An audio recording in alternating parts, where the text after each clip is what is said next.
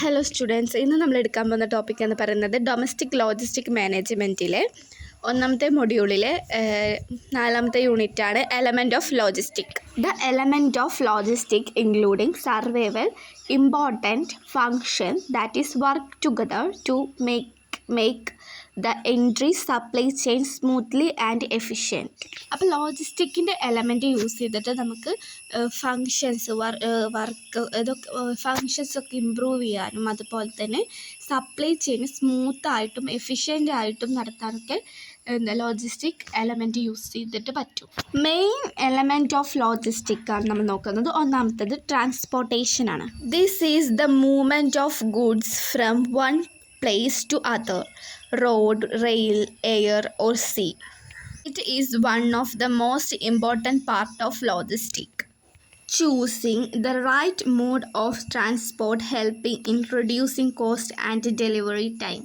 Transportation എന്ന് പറയുന്നത് ഗുഡ്സിൻ്റെ മൂവ്മെൻറ്റിനെയാണ് പറയുന്നത്. ഒരു പ്ലേസിൽ നിന്നും മറ്റൊരു പ്ലേസിലേക്ക് പോകുന്നതിനാണ് ട്രാൻസ്പോർട്ടേഷൻ എന്ന് പറയുന്നത്.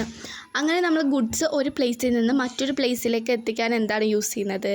ഒന്നെങ്കിൽ റോഡാവാം, റെയിലാവാം, എയർ, സീ, ഇങ്ങനത്തെ കാര്യങ്ങളൊക്കെ യൂസ് ചെയ്തിട്ടാണ് നമ്മൾ ഗുഡ്സ് ഒരു പ്ലേസിൽ നിന്ന് മറ്റൊരു പ്ലേസിലേക്ക് എത്തിക്കുന്നത്. അപ്പോൾ ട്രാൻസ്പോർട്ടേഷൻ എന്ന് പറയുന്നത് ലോജിസ്റ്റിക്കിലെ ഒരു ഇമ്പോർട്ടൻ്റ് ആയിട്ടുള്ള പാർട്ടാണ്. നമുക്ക് ചൂസ് ചെയ്യാൻ പറ്റും. റൈറ്റ് മോഡ് ഓഫ് ട്രാൻസ്പോർട്ടേഷൻ നമുക്ക് ചൂസ് ചെയ്യാം.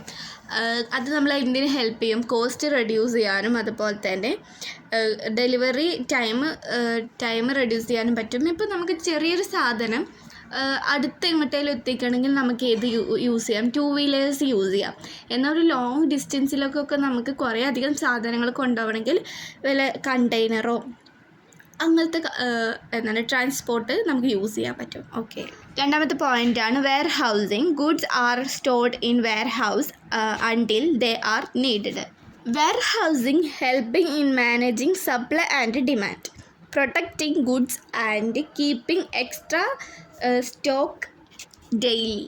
വെയർ ഹൗസ് എന്ന് പറയുന്നത് നമ്മൾ സ്റ്റോക്ക് കീപ്പ് ചെയ്യുന്ന സ്ഥലമാണ്. അതുപോലെ തന്നെ എന്താണ്, നമ്മൾ വെയർ ഹൗസ് നമുക്ക് എന്തിന് ഹെൽപ്പ് ചെയ്യാൻ പറ്റും? നമുക്ക് ഡിമാൻഡിനനുസരിച്ചിട്ട് നമുക്ക് എന്ത് ചെയ്യാം? സ്റ്റോക്ക് എടുക്കാനും അതുപോലെ തന്നെ ഗുഡ്സൊക്കെ പ്രൊട്ടക്റ്റ് ചെയ്യുകയും അതിനെ സൂക്ഷിച്ച് വെക്കാനും നമുക്ക് എവിടെ പറ്റും? വെയർ ഹൗസിൽ പറ്റും. അതുപോലെ കീപ്പ് ചെയ്യാൻ പറ്റും. എക്സ്ട്രാ സ്റ്റോക്കൊക്കെ നമുക്ക് കീപ്പ് ചെയ്യാൻ പറ്റും വെയർ ഹൗസിൽ. മൂന്നാമത്തെ പോയിൻ്റാണ് inventory management. That is the control of stock level to avoiding overstocking or understocking.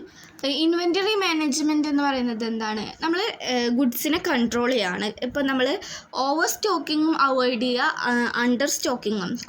കുറഞ്ഞ സ്റ്റോക്കും അതുപോലെ തന്നെ സ്റ്റോക്ക് കൂടാനും പാടില്ല, കുറയാനും പാടില്ല.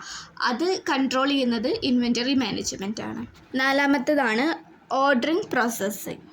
This is the step where customer order and received, checking and processed. Ordering process എന്ന് പറയുന്നത് കസ്റ്റമേഴ്സിൻ്റെ ഓർഡർ സ്വീകരിച്ചിട്ട് പ്രൊഡക്റ്റ് ഉണ്ടോയെന്ന് ചെക്ക് ചെയ്തിട്ട് അത് അവർക്ക് ഡെലിവറി ചെയ്യുക. അങ്ങനെയാണെങ്കിൽ കസ്റ്റമേഴ്സിൻ്റെ സാറ്റിസ്ഫാക്ഷൻ നമുക്ക് എന്ത് ചെയ്യാൻ പറ്റും? ഇമ്പ്രൂവ് ചെയ്യാൻ പറ്റും. ഓക്കെ, അഞ്ചാമത്തെ പോയിൻ്റാണ് material handling. It includes the movement and storage of goods inside warehouse or factory using tools like forklift or conveyor belt, making handling safe and efficient. Material handling എന്ന് പറയുന്നത് എന്താണ്? ഗുഡ്സ് നമുക്ക് storage wear ഹൗസിലേക്ക് എത്തിക്കാൻ നമ്മൾ use ചെയ്യുന്ന ടൂൾസാണ് fork ലിഫ്റ്റും conveyor ബെൽറ്റും. ഇത് use ചെയ്തിട്ട് നമുക്ക് ഭയങ്കര സേഫ്റ്റി ആയിട്ടും അതുപോലെ തന്നെ സ്മൂത്തായിട്ടും നമുക്ക് ഗുഡ്സ് വെയർ ഹൗസിലേക്ക് എത്തിക്കാൻ പറ്റും. അതിൻ്റെ ആറാമത്തെ പോയിൻ്റാണ് പാക്കേജിംഗ് ആണ്. Packaging protect the goods during storage and transportation. Packaging എന്തിനാണ് സഹായിക്കുന്നത്? നമ്മൾ പ്രൊട്ടക്റ്റ് ചെയ്യാനാണ്, ഗുഡ്സിനെ പ്രൊട്ടക്റ്റ് ചെയ്യാനാണ്. കാരണം ട്രാൻസ്പോർട്ട് സമയത്തും അതുപോലെ തന്നെ സ്റ്റോറിങ് സമയത്ത് ഉണ്ടാകുന്ന ഡാമേജ് ഒഴിവാക്കാനാണ് നമ്മൾ പാക്കിങ് ചെയ്യുന്നത്. അതുപോലെ തന്നെ അതിലൂടെ നമുക്ക് പ്രൊഡക്റ്റിൻ്റെ ഡീറ്റെയിൽസും ഇൻഫോർമേഷൻസും നമ്മൾ പാക്കേജിൽ കൊടുക്കാറുണ്ട്. അതുപോലെ എക്സ്പയറി ഡേറ്റ് ഇങ്ങനത്തെ കാര്യങ്ങളൊക്കെ നമ്മൾ കൊടുക്കാറുണ്ട്. ഓക്കെ, ഏഴാമത്തെ പോയിൻ്റാണ് information flow. Communication and data sharing is a very important in logistic. ലോജിസ്റ്റിക്കിലെ ഏറ്റവും ഇമ്പോർട്ടൻ്റ് ആയിട്ടുള്ള സംഭവമാണ് കമ്മ്യൂണിക്കേഷൻ. എന്തൊക്കെയാണ്? നമ്മൾ ഡെലിവറി ഓർഡർ ഡീറ്റെയിൽസ്, അതുപോലെ തന്നെ ഡെലിവറി അപ്ഡേറ്റ്, സ്റ്റോക്ക് ലെവൽ, ഇങ്ങനത്തെ കാര്യങ്ങളൊക്കെ എന്താണ് ലോജിസ്റ്റിക്കിലൊരു ഇമ്പോർട്ടൻ്റ് ആയിട്ടുള്ളൊരു പാർട്ട് തന്നെയാണ്. ഇത് നമ്മൾ എന്തിനെ ഹെൽപ്പ് ചെയ്യും? ഡിസിഷൻ മേക്കിങ് പെട്ടെന്ന് ക്വിക്ക്ലി നമുക്ക് ഡിസിഷൻ മേക്കിംഗ് എടുക്കാനൊക്കെ നമ്മളെ സഹായിക്കും. 8ാമത്തെ പോയിൻ്റാണ് ഡിമാൻഡ് ഫോർകാസ്റ്റിംഗ്.